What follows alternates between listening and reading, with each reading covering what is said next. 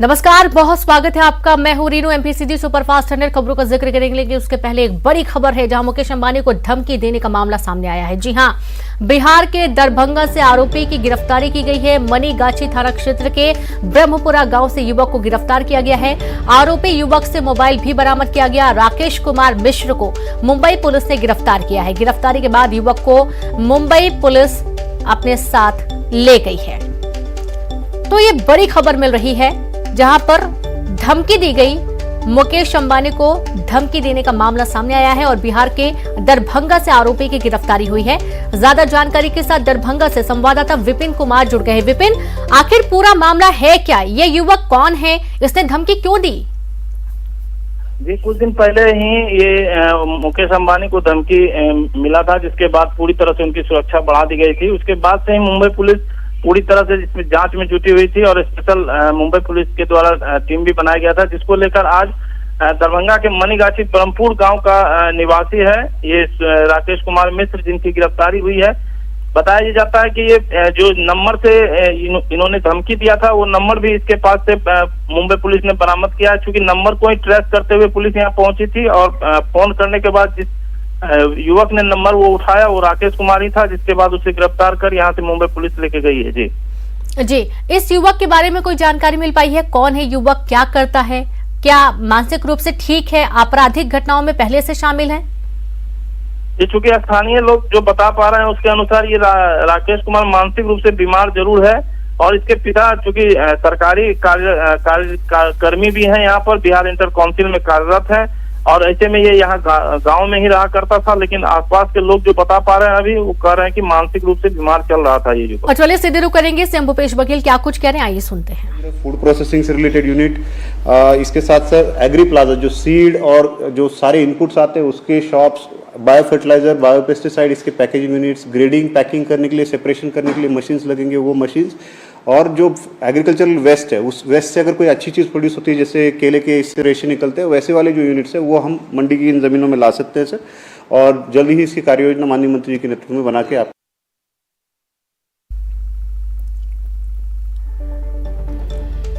तो सीएम भूपेश बघेल ने पशुपालकों को सौगात दी है। बड़ी खबर है रायपुर से और आज गोधन न्याय योजना के हितग्राहियों को एक बड़ी सौगात सीएम भूपेश बघेल की तरफ से। हितग्राहियों के खाते में 8 crore 13 lakh online transfer virtual कार्यक्रम के जरिए राशि ट्रांसफर की गई। तो हितग्राहियों को अब तक 350.54 करोड़ का भुगतान हो चुका है। गोबर विक्रेता पशुपालकों को 5 करोड़ 34 लाख की राशि वितरित की गई।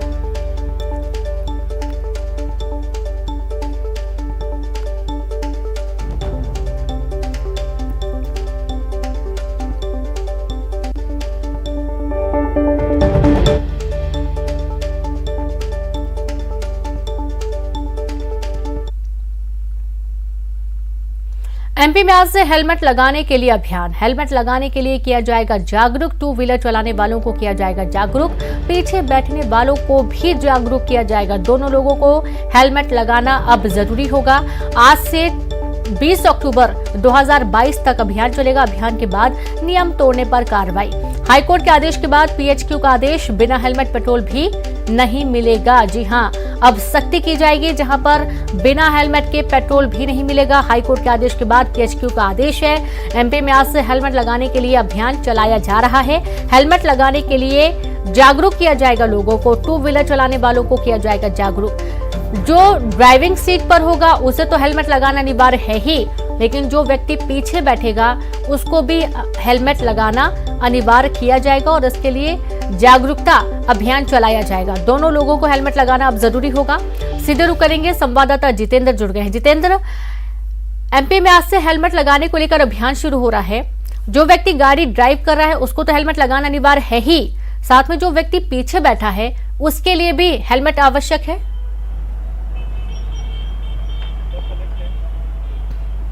बिल्कुल रीनू, अगर बात करें तो आज से अभियान शुरू होना था, मगर कह सकते हैं कि भोपाल में अभी अभियान की शुरुआत नहीं हुई। अभी हम न्यू मार्केट के सिग्नल पर खड़े हैं। आप देख सकते हैं कि लोग आसानी से आ जा रहे हैं। कुछ लोगों ने सीट बेल्ट लगाया है, कुछ लोगों ने हेलमेट लगाया है और कुछ लोगों ने नहीं भी लगाया है। वजह इसकी है कि इस न्यू मार्केट के चौराहे पर अभी हम जहाँ मौजूद हैं वहाँ पर लोग तो आसानी से आ जा रहे हैं, मगर ट्रैफिक का एक भी सिपाही यहाँ पर मौजूद नहीं है, तो नियमों का पालन कौन करवाए। हालांकि आज से शुरुआत होनी थी, ये कह सकते हैं कि 1-2 दिन अभी पुलिस की तरफ से रियायत दी जा रही है, उसके बाद शायद पुलिस सख्ती करे। मगर यहाँ पर जो लोग जा रहे हैं, आपको भीड़ दिख रही होगी, इन भीड़ में शायद ही ऐसा कुछ बहुत से लोग हैं जो हेलमेट लगा रहे हैं, क्योंकि अब दोनों सवारी को हेलमेट अनिवार्य, मगर इक्का दुक्का ही लोग अभी नज़र आ रहे हैं, मगर दोनों सवारी ने किसी ने हेलमेट नहीं लगाया। दूसरी बात, इस चौराहे पे ये भोपाल का मुख्य चौराहा कहलाता है न्यू मार्केट, यहाँ पर किसी भी तरह की अभी एक भी पुलिसकर्मी आपको नज़र नहीं आ रहा होगा। हम पूरे कैमरे से पूरे चौराहे का एरियल व्यू आपको दिखा देते हैं कि कहीं पर भी यातायात पुलिस का एक जवान, सिंगल जवान यहाँ पर मौजूद नहीं है जो इन व्यवस्थाओं को देख सके। तो कह सकते हैं कि अभी यातायात को लेकर और जागरूक करने के लिए भोपाल पुलिस को काफ़ी मेहनत करनी है। हालांकि 2 या 3 दिन का कह सकते हैं भोपाल वासियों को इन नियमों में छूट की जो है बात नज़र आ रही है, क्योंकि यहाँ पर जवान जब तैनात नहीं होंगे तो कार्रवाई अभियान, ट्रैफिक जो है चेकिंग अभियान कैसे चालू होगा।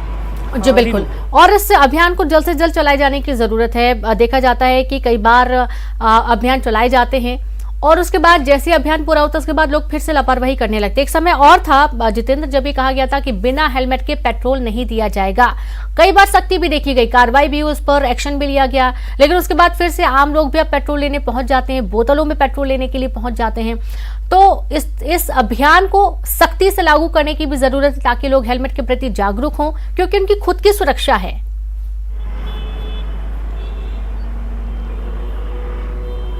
बिल्कुल, जब नियम बन गए हैं तो उनको पालन करवाना ट्रैफिक पुलिस की ही जवाबदारी है।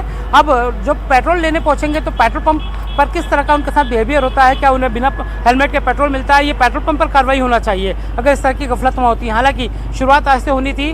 2 सवारी हम आपको बगल में दिखा देते हैं, एक ने हेलमेट पहना है मगर दूसरे ने नहीं पहना है। तो इस तरह की आपको यहाँ पर अभी तस्वीरें आम नजर आएंगी, क्योंकि नियम बने समय लगेगा, जाहिर सी बात है 2-4 दिन के बाद ही सख्ती देखने को मिलेगी।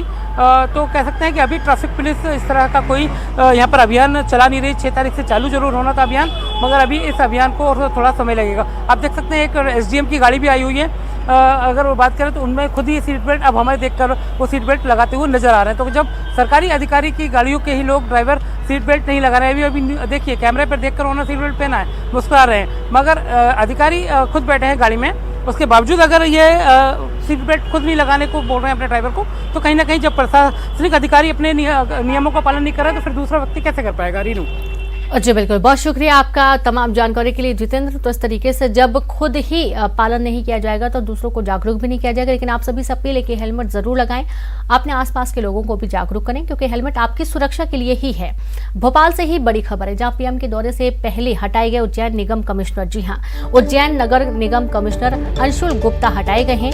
अंशुल गुप्ता को मंत्रालय अटैच किया गया। 11 अक्टूबर को पीएम मोदी का होना है उज्जैन दौरा, और इसके पहले एक ये बड़ा तबादला, पीएम के दौरे से पहले हटाए गए उज्जैन निगम कमिश्नर, उज्जैन नगर निगम कमिश्नर अंशुल गुप्ता हटाए गए हैं। अंशुल गुप्ता को मंत्रालय अटैच किया गया है। 11 अक्टूबर को पीएम मोदी का उज्जैन दौरा है और उसके पहले अंशुल गुप्ता को हटाकर मंत्रालय अटैच किया गया है।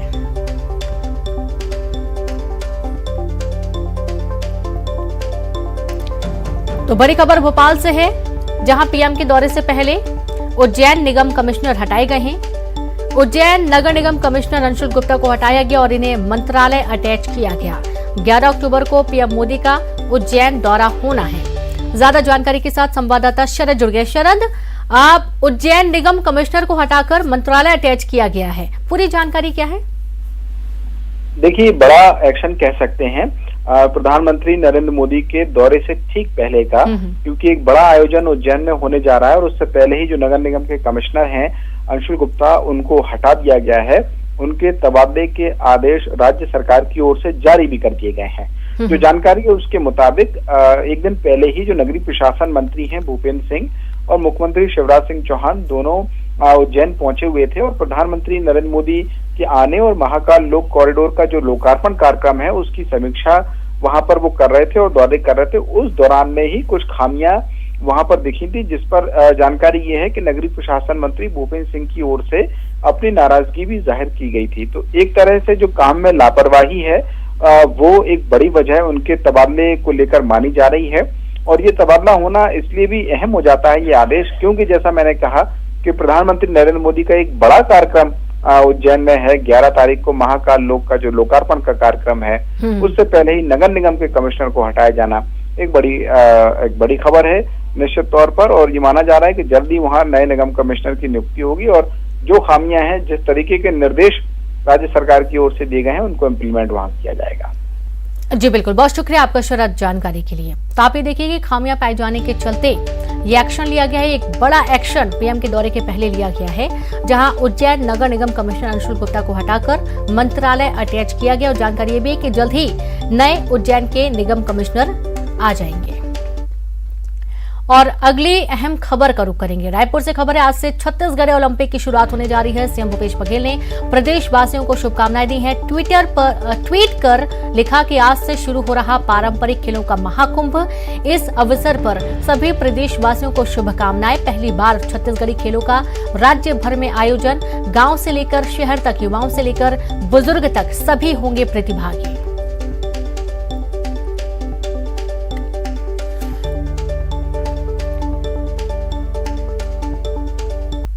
देश में जनसंख्या नियंत्रण पर आरएसएस प्रमुख के बयान पर प्रदेश के गृह मंत्री नरोत्तम मिश्रा ने प्रतिक्रिया दी।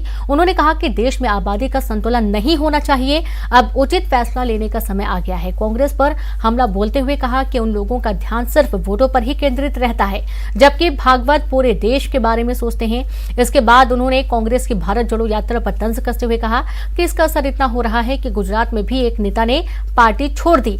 नरोत्तम मिश्रा ने बुजुर्गों के तीर्थ दर्शन कराने की योजना पर भी बयान दिया।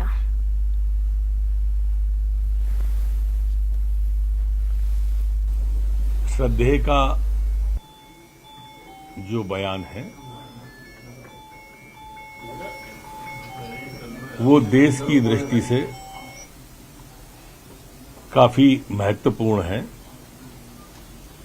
आबादी का असंतुलन नहीं होना चाहिए, उन्होंने उद्धरण भी दिए हैं। अब समय भी आ गया है कि इस विषय पर गंभीरतापूर्वक विचार करके उचित उपाय और अमली जामा पहनाना चाहिए। देखो साहब, कांग्रेस का ध्यान सिर्फ वहीं तक रहता है और वोटों तक रहता है।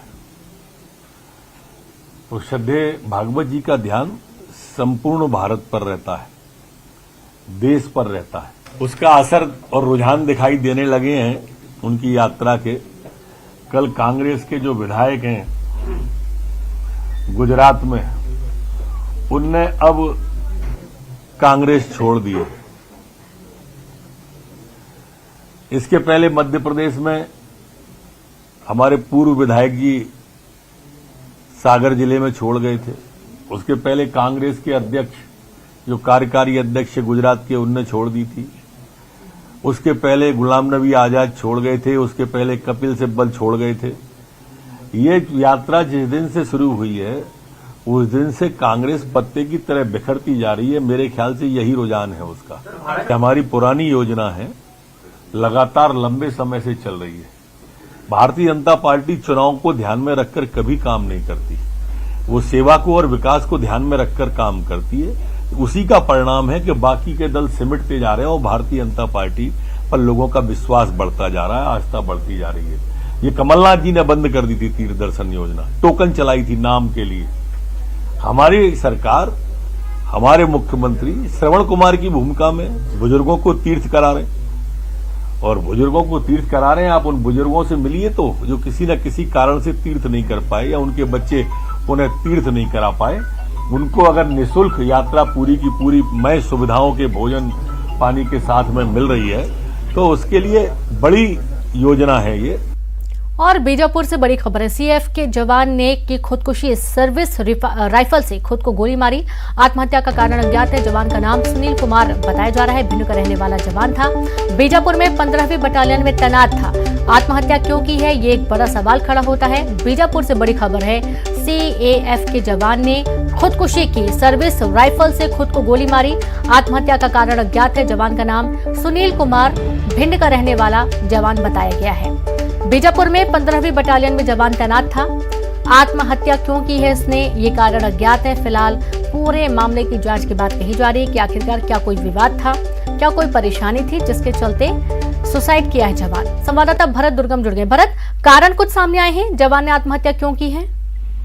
देखिए रीनू, मैं आपको बता दूं जिस तरीके से हालात और स्थितियां यहाँ पे बनती है, बीजापुर जिला बेहद संवेदनशील क्षेत्रों में से एक आता है। ऐसे में जवान यहाँ पे नक्सलियों से लोहा लेने के लिए पदस्थ होते हैं, लेकिन मानसिक तनाव भी कहीं ना कहीं इन पे भारी होता है। हालांकि अलग अलग जगहों की पहली घटना नहीं है, पहले भी कई बार जो कई जवान है जो इन्होंने खुद के राइफल से सुसाइड किया था। इस तरीके की जो घटना है पहले भी बाहर निकल के आई है। ऐसे में ये चिंता का विषय और प्रश्न चिन्ह का विषय भी बना हुआ रहता है, क्योंकि इस संदर्भ में जब हम जिनकी जवाबदारी तय होती है, जो उच्च अधिकारी, उनसे हम जब बातचीत करने की कोशिश करते हैं तो उनका इस संदर्भ में स्पष्ट तौर पर ये आता है कि कारण अभी अज्ञात बताया जाता है। ऐसे में प्रश्न चिन्ह का विषय बना हुआ रहता है। लेकिन ये बीती रात के 11 बजे की घटना बताई जा रही है। जिस तरीके से जानकारी बाहर निकल के आ रही है, पुलिस के जो आला अधिकारी है उनसे जब संपर्क करने की कोशिश की गई तो उनका ये कहना रहा कि बीते 11 बजे की रात की वक्त की घटना जब सीएफ का जो जवान है खुद को अपने राइफल से गोली मार दिया है। ऐसे में सुसाइड कर लिया है। सुसाइड करने के बाद जिले में एक चर्चा का विषय बन गया है, क्योंकि कहीं ना कहीं जिस जगह पर ये तैनात रहते हैं, परिवार से इतने दूर पदस्थ होने के बावजूद नक्सलियों से लोहा लेने के लिए अपनी जवान पूरी तरीके से ड्यूटी निर्वहन करते रहते हैं। ऐसे में क्या परिस्थिति ऐसी निर्मित हो जाती है कि ये खुद को गोली मारने के लिए गोली मार देते हैं और सुसाइड कर लेते हैं। ऐसे में बहुत बड़ा एक मतलब सियासी भी कहीं ना कहीं देखा जा सकता है। ऐसे में अब भरत, ये भी देखा जाता है कि पहले भी ऐसी खबरें सामने आ चुकी, जब जवान आत्महत्या करते हैं कारण कुछ सामने आ नहीं पाता है, और कई बार तो ये भी कहते हैं कि मानसिक दबाव इतना ज्यादा हो जाता है जवान को कि वो मजबूर हो जाता है आत्महत्या करने के लिए।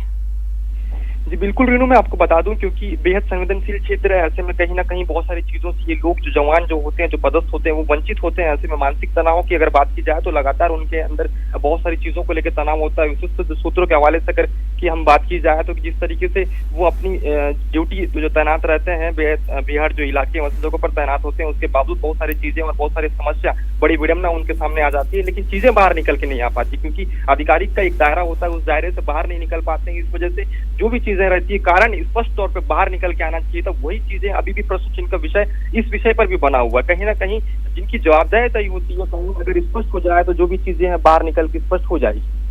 जी, आप किसी जिम्मेदार अधिकारी से आपकी कोई बातचीत हो पाई इस पूरे मामले में?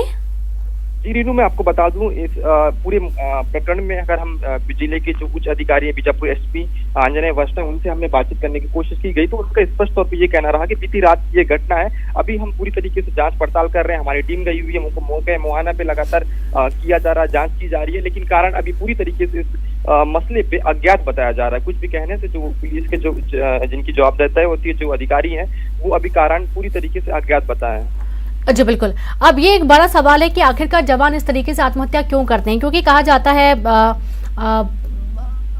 कि जवान मानसिक रूप से बहुत मजबूत होते हैं, शारीरिक रूप के साथ साथ वो बहुत स्वस्थ भी रहते हैं, परिवार से दूर रहते हैं, कई बार छुट्टी नहीं मिल पाती है, कई बार की तस्वीरें भी सामने आई हैं कि अच्छा भोजन नहीं मिल पाना या छुट्टी नहीं मिल पाना या ज्यादा ड्यूटी पर रहने, इसके चलते भी मानसिक दबाव होता है और इसके चलते ऐसी खबरें सामने आती हैं। बहुत शुक्रिया आपका भरत।